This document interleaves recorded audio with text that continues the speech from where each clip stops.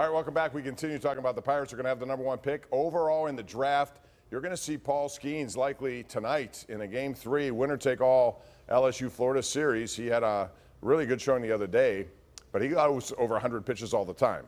So I'm going to ask you this, Jason Mackey. If you're the Pirates, you have a choice between a generational pitcher like him or Dylan Cruz, an outfielder who's supposed to be a five-tool guy. Who do you pick?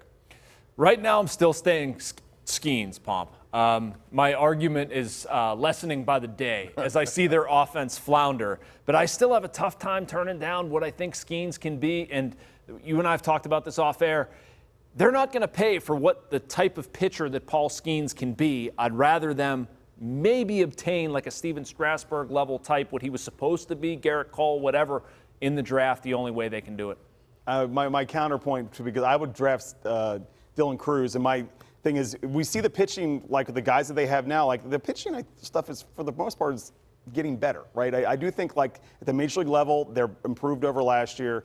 You see that what Keller has become. Like, they can get a pitcher in the second round and maybe develop him, but I want a guy that can impact the game every single day, and that's why I would take Cruz. I mean, I like Skeens. I mean, first of all, I like his attitude, man.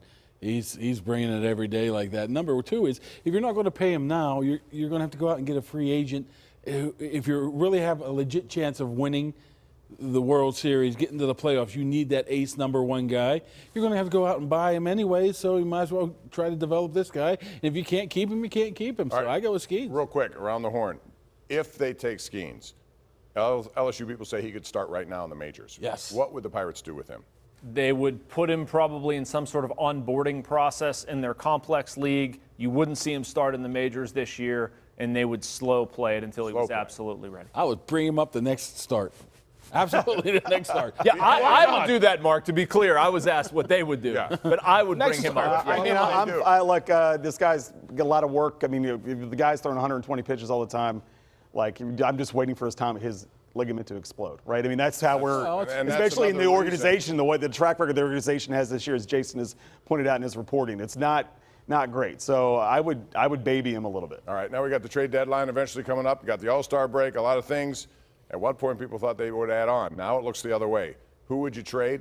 Who's off limits? Is Andrew McCutchen somebody you would trade? No, I would not trade Kutch, but anybody else that they could find a taker for, I'd absolutely move him. And I think that's the way this is gonna go. He's the only one that's hitting right now, right? I know, I know. Plus, but I think anybody else. I could get a whole bunch. With all you due can respect. move Santana. Santana and Hill. Some team would want yes, left. I think it's a lot deeper than just being able to acquire people for McCutchen. I think it goes deeper as part of this organization for the long haul. But yes, anybody else is on the books. I mean, I'll take Sawinski. You know how much I love him. I don't know. What about Keller? What if somebody calls about Keller? I mean, I would say absolutely not. No. Instead, I'd try to get a deal done now with him.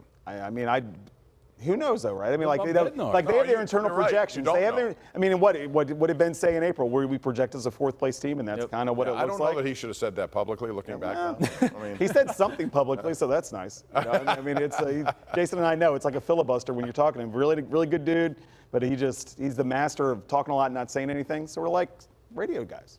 There you go. All right, we're going to take a break. When we come back, we're going to talk about Kyle Dubas and the Penguins. They also have some decisions to make, starting with their draft next week and then free agency. And they got some very interesting names as unrestricted free agents. We'll get into that next right here on the #1 Cochran Sports Showdown.